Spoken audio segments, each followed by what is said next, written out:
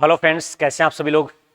आशा सभी लोग अच्छे होंगे, स्वस्थ होंगे, मस्त होंगे। कल वाला वीडियो आपने पूरा देखा होगा और नहीं देखा तो इस वीडियो के बाद हम जरूर देखिएगा। कल अपन ने राजस्थान के नामकरण की बात की थी और आज जो है अपन राजस्थान की स्थितियों विस्तार की बात करेंगे। यानी स्थिति विस्तार में अक्षांश और देशांतर के बारे में सबसे पहले जानेंगे। ठीक है दोस्तों, तो अक्षांश और देशांतर आपने पहले ही पढ़ा होगा, लेकिन अपन उसको और बेहतर तरीके से जानने और समझने की बात करेंगे कि राजस्थान के अक्षांश और देशांतर में क्या है, किस प्रकार से पृथ्वी की स्थिति है।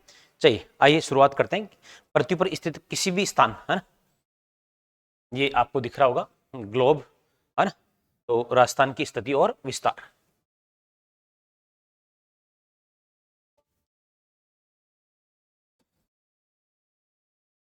राजस्थान की स्थिति एवं विस्तार, ये आज का अपना हेडिंग रहेगा, ये आज अपना टॉपिक रहेगा। ठीक है।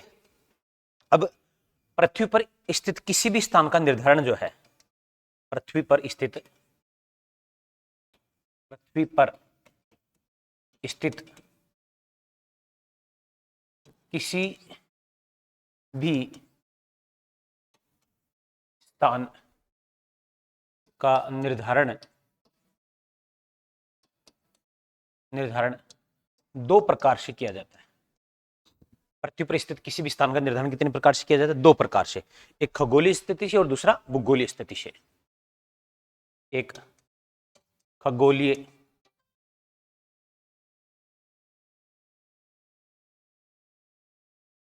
जी,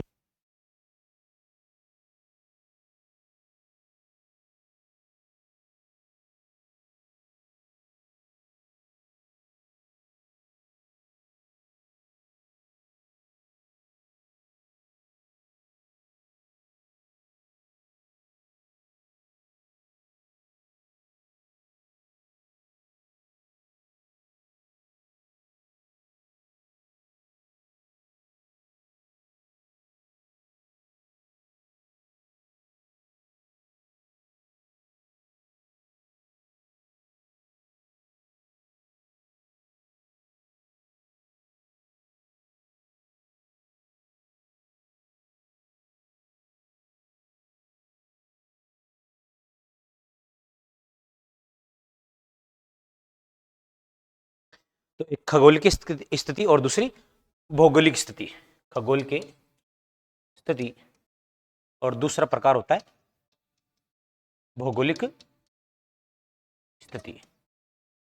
अब जो खगोलीय स्थिति, इसी को अपन सामान्यतः अपन ये भी बोल देते हैं कि भाई खगोलीय स्थिति को अपन क्या बोल देते हैं सामान्यतः? ग्लोब। यानी ग्लोब के आधार पे किसी भी स्थान का निर्धारण करना या ग्लोबी स्थिति अपन बोल देते हैं। तो आपके सामने जो है ये ग्लोब ही दिख रहा है ना। क्या दिख रहा है? ग्लोब। इसके आधार पे अपन जो है देखेंगे कि पृथ्वी क्या है और किस प्रकार से है। तो सबसे पहले तो ग्लोब क्या है, आपसे मान लीजिए ये पूछ ले जाए कि भाई ग्लोब क्या है। तो ग्लोब क्या है भाई? तो ये है पृथ्वी का प्रतिकृति है। प्रतिकृति मतलब पृथ्वी की रेप्लिका। जिस प्रकार से अपनी पृथ्वी दिखाई देती है या पृथ्वी का जो आकार है वो कैसा है? ग्लोबी है। अपन ये कह सकते हैं पृथ्वी का आकार, पृथ्वी का आकार। कोई कहेगा गोल है, कोई कहेगा अंडाकार, ऐसा कुछ भी नहीं है। इसको हम बोलते हैं जियोइड। क्या बोलते हैं? जियोइड, यानी ग्लोबकार। तो पृथ्वी का जो आकार है वो ग्लोबकार, यानी पृथ्वी की प्रतिकृति क्या है? ग्लोब है। और इस ग्लोब पर जो है अक्षांश और देशांतर रेखाओं का क्या होता है? जाल। ग्लोब पर अक्षांश एवं देशांतर रेखाओं का जाल होता है। इसे ग्रिड कहते हैं, ग्रिड कहा जाता है।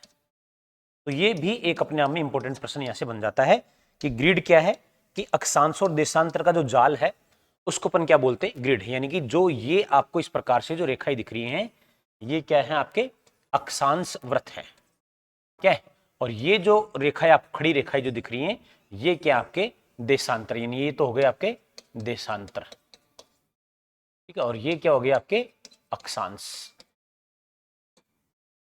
हमारे बच्चों अक्षांश और देशांतर का जो समूह है, ये अक्षांश और देशांतर को क्या बोलेंगे अपन, ग्रिड कहते हैं।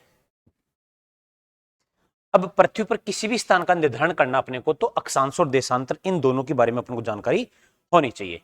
तो अपन सबसे पहले अक्षांश के बारे में जानेंगे। आइए,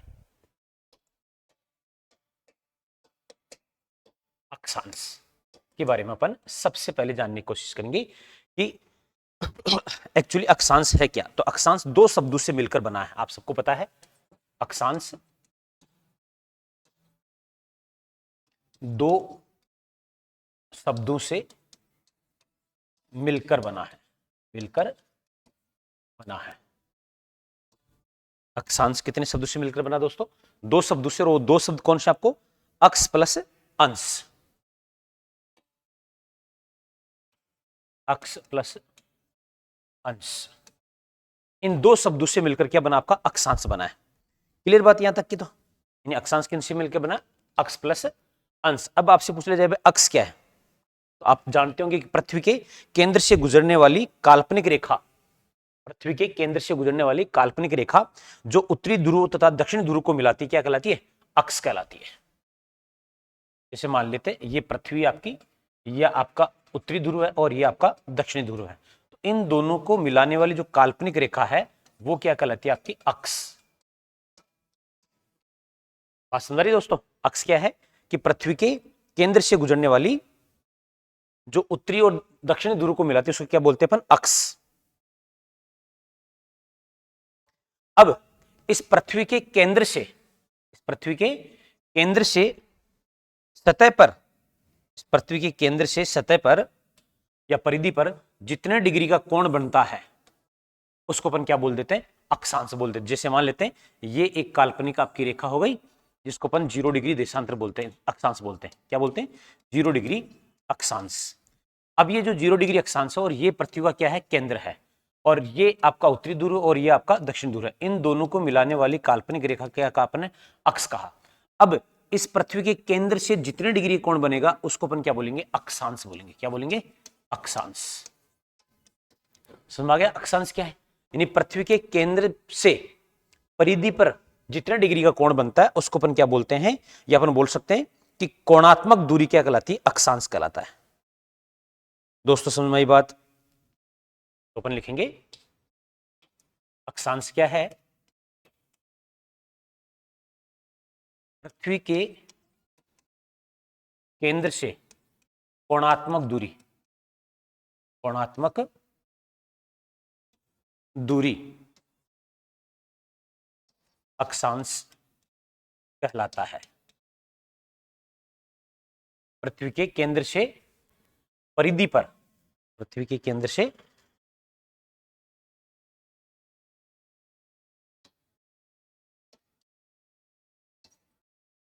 परिधि पर कोणात्मक दूरी क्या कहलाता है, अक्षांश। तो अक्षांश क्या है, पृथ्वी के केंद्र से परिधि पर कोणात्मक दूरी क्या कहलाता है भाई, अक्षांश कहलाता है। क्लियर।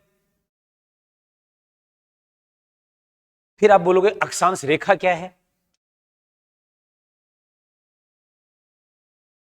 तो अक्षांश रेखा क्या, जैसे यहां अपन ने ये कोण बनाया और ये मान लेते हैं कि भाई 5 डिग्री का बना, ऐसे इधर भी अपन ने कोण बनाया और माना ये भी 5 डिग्री का है। ठीक है, अब इन दोनों कोणात्मक दूरी को मिलाने वाली काल्पनिक जो रेखा है उसको अपन क्या बोलते हैं, अक्षांश रेखा बोलते हैं। यानी कि परिधि, पृथ्वी की परिधि पर जो कोणात्मक दूरी है उन दोनों कोणात्मक दूरी को मिलाने वाली जो काल्पनिक रेखा है उसको अपन क्या बोलते हैं, अक्षांश रेखा बोलते हैं। बात समझ कि पृथ्वी पर स्थित समान अक्षांशों को मिलाने वाली काल्पनिक रेखा, पृथ्वी पर स्थित समान अक्षांशों को मिलाने वाली काल्पनिक रेखा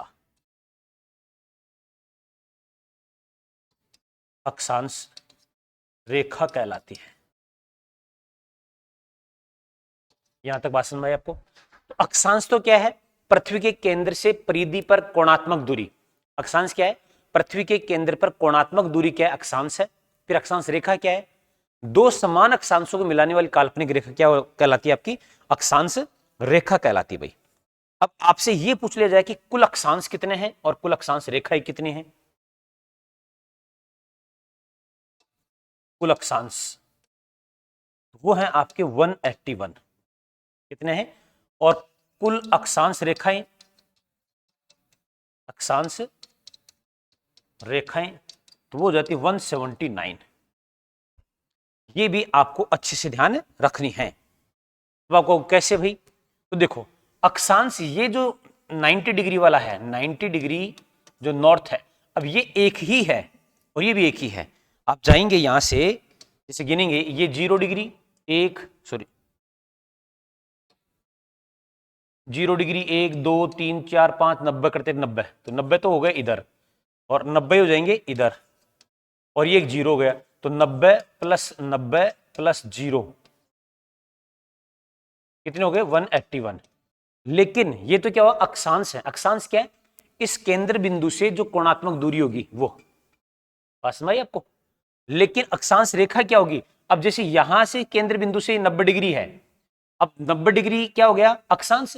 और दो अक्षांश, दो समान अक्षांशों को मिलाने वाली काल्पनिक रेखा क्या कहलाती है? अक्षांश रेखा कहलाती है। तो अब यहां तो कोई है ही नहीं, एक ही है, दो है ही नहीं, तो इसलिए ये और ये दोनों मिला के दो नहीं हो पाते, क्या बल्कि एक हो जाता है। अपन ये कह सकते हैं कि यहां पर अक्षांश जो रेखाएं हैं वो तो कितनी हो जाती? 181, और कुल अक्षांश इधर खड़ी साइड में, हाँ, कुल अक्षांश तो कितने? 181, और कुल अक्षांश रेखाएं कितनी? 179। किस आधार पे अपन ने डिसाइड किया? क्योंकि ये जो 90 डिग्री है दोनों, वो क्या हो जाते हैं? यहां पर कम हो जाते हैं, क्योंकि यहां पर ये रेखा का निर्माण नहीं कर पाते। क्यों नहीं कर पाते रेखा का निर्माण? कि रेखा कब बनेगी? जब दो अक्षांश होंगे, और दो अक्षांशों को मिलाने वाली काल्पनिक रेखा क्या कहलाती है? अक्षांश रेखा कहलाती है। मेरे हिसाब से बच्चों समझ में आ गई होगी आपको बात। अब बात करते हैं कि भाई जैसे मान लेते हैं ये 0 डिग्री अक्षांश है, ये 1 डिग्री अक्षांश, ये 2 डिग्री अक्षांश, ठीक है। तो ये जो अक्षांश के मध्य की दूरी है, अक्षांश रेखाओं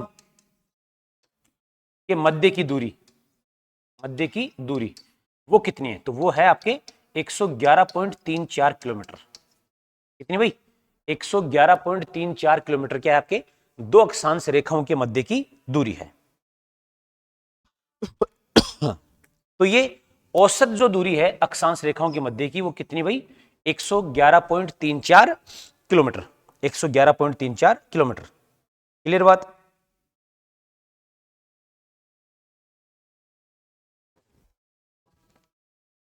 और कोई कंफ्यूजन हो तो बताइए। चलिए आगे बढ़ते हैं। और तो अपन ने देखा कि दो अक्षांश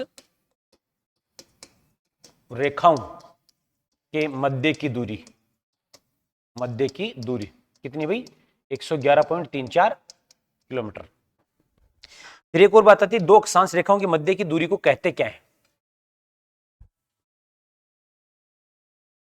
तो ये 0 डिग्री है, ये 1 डिग्री, ऐसे ऐसे ऐसे बनाते जाओ आप, ठीक है।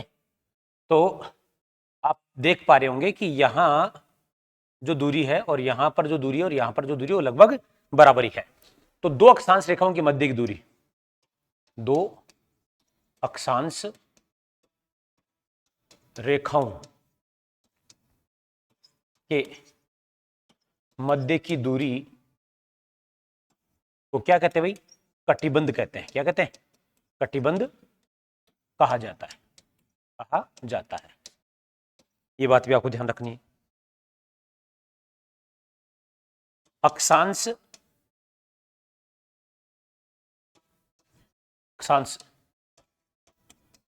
रेखाएं न होकर अक्षांश वृत्त है। क्या भाई? वृत्त। यानी एक्चुअली आपने देखा होगा, अभी ये डायग्राम देखिए आप, ये दिख रहा है आपको?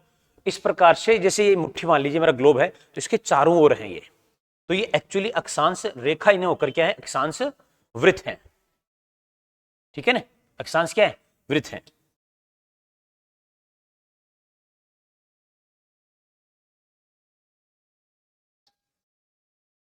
भूमध्य रेखा से ध्रुवों की ओर जाने पर, ध्रुवों की ओर बढ़ने पर दो फैक्ट निकलेंगे यहां पर। देखो, ये आपकी मान लेते हैं ये भूमध्य रेखा आपकी, इधर जा रहे हैं, चाहे इधर चले जाओ, ध्रुव, ये ध्रुव है, ठीक है, पोल्स है।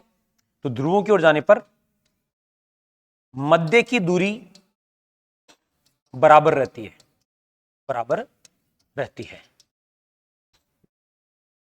लेकिन ये मध्य की दूरी मतलब ये जिसको अपन कटिबंध बोला है, ये तो बराबर रहती है, लेकिन आप ये देख रहे होंगे ना, ये अक्षांश जो रेखाएं हैं इनकी लंबाई धीरे धीरे क्या होती जा रही है, कम होती जा रही है। अक्षांश रेखाओं की लंबाई कम होती जाती है, कम होती जाती है। ये दोनों फैक्ट बड़े इंपॉर्टेंट है, ध्यान रखिएगा। यानी कि अक्षांश रेखाओं के मध्य की दूरी तो बराबर रहती है, लेकिन अक्षांश की जो लंबाई है वो क्या होती जाती है, कम होती जाती है। इस बात को भी आपको अच्छे से ध्यान रखना भाई, रहेगा ध्यान कि नहीं, रखना ही होगा। और क्या फैक्ट है, कटिबंध बोल दिया अपन ने, अक्षांश रेखाएं न होकर बल्कि अक्षांश वृत्त हैं। अब इसमें भी दो तीन महत्वपूर्ण अक्षांश रेखाएं हैं, ये यहीं पे मैं आपको एक बार बता दूं।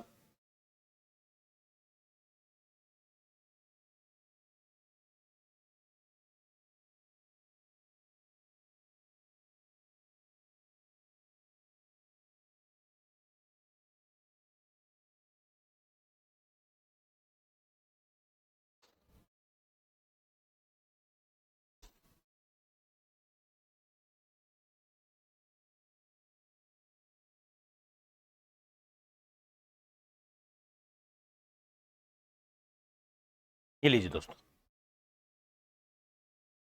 ये तो आपके 0 डिग्री अक्षांश है, ये आपके मकर रेखा है जिसको अपन 23.5 डिग्री साउथ बोलते हैं, ये आपके 23.5 डिग्री नॉर्थ है, और ये आपके 66 डिग्री, 66.5 डिग्री नॉर्थ है, और ये 66.5 डिग्री आपके साउथ है। तो ये मकर रेखा हो गई, ये आपके कर्क रेखा या कर्क वृत्त भी बोल देते हैं इनको, ये आपके आर्कटिक वृत्त, और ये आपके अंटार्कटिक वृत्त। ये महत्वपूर्ण अक्षांश भी आप थोड़े से ध्यान रखने कि कौन कौन से होते हैं। 0 डिग्री अक्षांश तो आप सब जानते हो, क्या बोलते हैं इसको, भूमध्य रेखा बोलते हैं, विषुवत रेखा बोलते हैं, भूमध्य रेखा बोलते हैं, ठीक है ना। और ये कर्क रेखा 23.5 डिग्री उत्तरी अक्षांश, 66 डिग्री आर्कटिक वृत्त, 23.5 डिग्री दक्षिणी अक्षांश को मकर रेखा, और 66 डिग्री दक्षिणी अक्षांश को आर्कटिक अंटार्कटिक वृत्त, क्योंकि एक्चुअली वृत्त है। अब इनको भी कई बार ये भी बोल दिया जाता है कि ये जो वृत्त हैं ये कैसे है, तो ये सभी क्या है, आपके वृहद वृत्त हैं, सभी क्या है, वृहद वृत्त हैं भाई। इस बात को भी ध्यान रखने वाली बात है ये, देखिए, है ना। यानी आपको ये दिख रहा होगा कि इस प्रकार से ये आपका एक उत्तरी गोलार्ध और ये आपका दक्षिणी गोलार्ध है ना। यानी आपको यूं समझ में नहीं आ रहा होगा तो आप एक बार इसको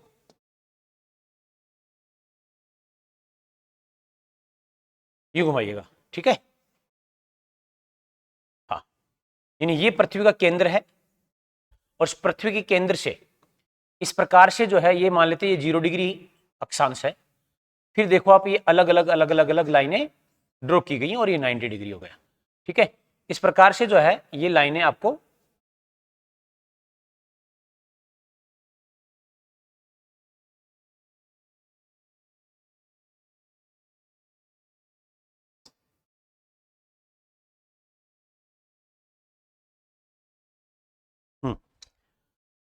यानी कि उत्तरी और दक्षिणी ध्रुव की अपन बात करते हैं, ठीक है। यहां से आप आसानी से इन चीजों को देख सकते हैं। चलिए अब बात करते हैं अपन राजस्थान के संदर्भ में, किसकी बात करते हैं भाई, राजस्थान के संदर्भ में।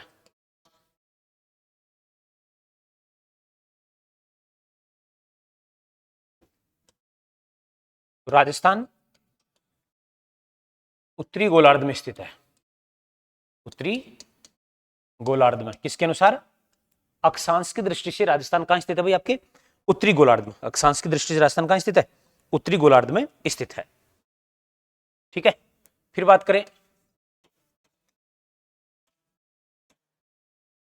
राजस्थान का अक्षांशीय विस्तार। अक्षांशीय विस्तार, तो मान ले कि राजस्थान की जो स्थिति है, जैसे ये आपका उत्तरी गोलार्ध है, ठीक है ना, और ये आपका दक्षिणी गोलार्ध है, और ये आपका दिख रहा होगा। तो इस राजस्थान की जो स्थिति है, मैं इसको हटा दूं और वैसे बना दूं तो सही ज्यादा बेहतर आपको लगेगा।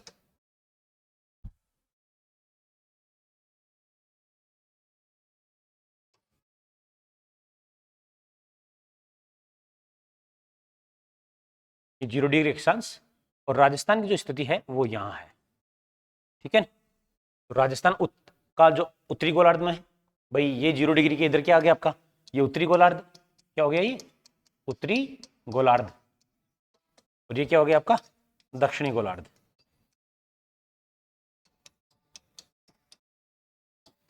ठीक है, अब राजस्थान का अक्षांशीय विस्तार आप सब जानते हो कि भाई 23 डिग्री 03 मिनट उत्तरी अक्षांश से 30 डिग्री 12 मिनट उत्तरी अक्षांश है।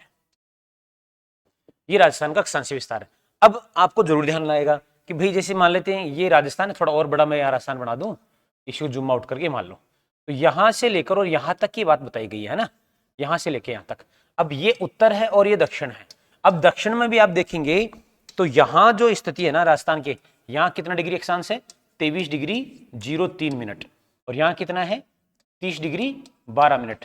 कई बार विद्यार्थी बड़ा कंफ्यूज होता है कि सर ये तो दक्षिण में है, यहां आप उत्तरी अक्षांश क्यों लिख रहे हैं? तो बच्चों, क्योंकि अपना जो राजस्थान है वो उत्तरी गोलार्ध में स्थित है, तो जो भी उत्तरी गोलार्ध में स्थित है वो सभी क्या कहलाएंगे? उत्तरी अक्षांश। उत्तरी गोलार्ध में तो सभी क्या कहलाएंगे? दक्षिण अक्षांश कहलाते हैं। तो यहां तक तो बात आपको समझ में आ गई होगी। फिर बात आती है कि राजस्थान कुल अक्षांशों में है। कुल अक्षांश, कुल कितने अक्षांशों में फैला हुआ है? तो आप माइनस करना तो आता ही होगा आप सब लोगों को। क्या करेंगे? 30 डिग्री 12 मिनट में से 23 डिग्री और 03 मिनट माइनस कर देंगे।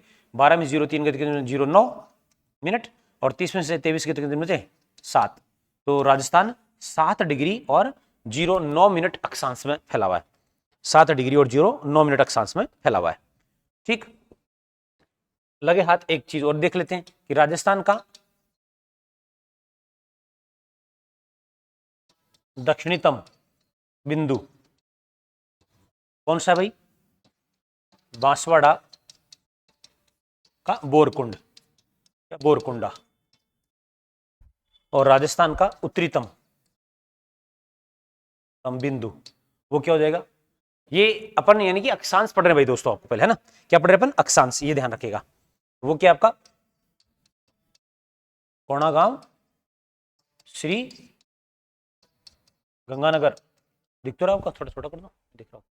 चलिए, तो राजस्थान का दक्षिणतम बिंदु बांसवाड़ा बोरकुंडा, और राजस्थान का उत्तरीतम